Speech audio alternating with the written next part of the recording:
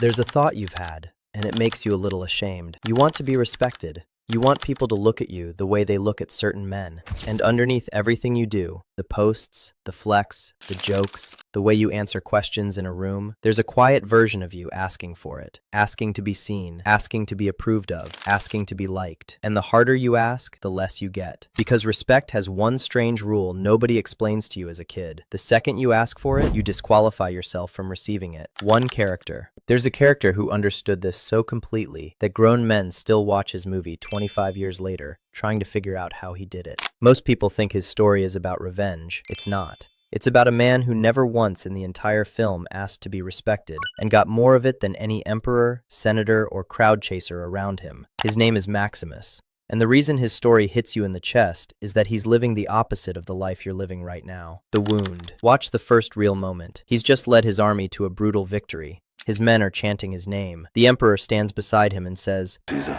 it's for you, Maximus. They honor you." Pause. Sit with that. The most powerful man in the known world just admitted that respect skipped him and went to the quiet general who never asked for it. Because respect doesn't follow titles. It follows character, and every man watching this video has been getting that wrong his whole life. You've been trying to get the title, the money, the followers, the position, thinking respect comes as a package deal. It doesn't. You can have all of it and still walk into a room and feel invisible. Or you can have none of it and walk in like Maximus, and the room adjusts to you. The lie they believe. Then Maximus says the sentence that separates him from every other man in the film. Asked what he wants after all this glory, he doesn't say more power, more gold, a statue. He says, "I'm going home." He has the whole world in front of him, and he doesn't want it. Because he has something almost no man around you has right now. A purpose bigger than being applauded. That's the lie you've been living inside. If enough people clap, I'll finally feel like somebody. No, you won't.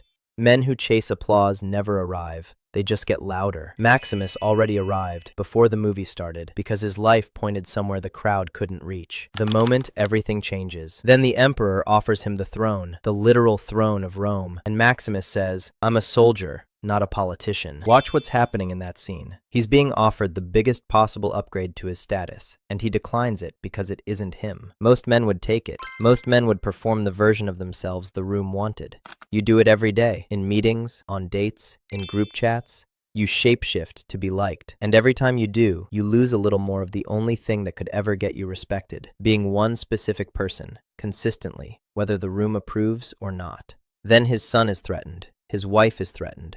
Everything he loves is on the line, and he still says, "I will always serve Rome." Not the emperor, not the crowd, not even his own safety, the ideals. That's the difference between a man who lives by principles and a man who lives by moods. Principled men look calm because they've already decided who they are before the situation shows up. You look anxious because you're deciding who to be based on who's watching. The cost. Then he loses everything. His family is killed. He's enslaved, sold, chained, forced to fight for entertainment. And in the middle of that hell, he says a sentence about his old life as a farmer. It was more honest. That's the line. Because Maximus figured out something most men never do. The problem was never his suffering. The problem is dishonesty. A man can survive almost anything except a life where he's pretending. You are more tired from performing than you'd ever be from working. You are more depressed from lying about who you are than you'd ever be from failing as who you actually are. Then, alone in the dirt, he kneels down and speaks to his ancestors. "Ancestors, I honor you. I will try to live with the dignity you have taught me." No cameras, no crowd, no emperor, just him and something bigger than him. That's where respect actually gets built. Not in public, in private, in the quiet moments when nobody would know if you cheated, quit, lied, gave up, and you didn't. The psychology. Today, psychologists have a phrase for what almost every man watching this is stuck inside. It's called external validation dependency. Ugly words, simple meaning. It's when a man's sense of self runs on other people's reactions. He can't feel okay unless someone laughed at his joke, liked his post, said good job, texted back. And here's the trap. The more he chases the reaction, the less he trusts himself. Because deep down he knows the version people are clapping for isn't him. It's the character he's playing to be clapped for. So even when he wins, he feels empty. Because he wasn't the one who won, the performance was. The reframe. Here's the line that reframes the whole movie. Maximus wasn't respected because he was strong. He was respected because he stopped needing you to respect him. The confession. Then comes the moment that shreds the emperor. Commodus, the man who has the crown, the palace, the army, the applause, meets Maximus in the arena and asks the question every insecure man secretly asks. How will the world speak my name in years to come? He's begging. In front of a stadium of people, he's begging to be remembered, and Maximus doesn't flinch. Because Maximus already knows something Commodus never will. Men who beg to be remembered never are. Then comes the sentence that should live rent-free in your head for the rest of your life. And I will have my vengeance.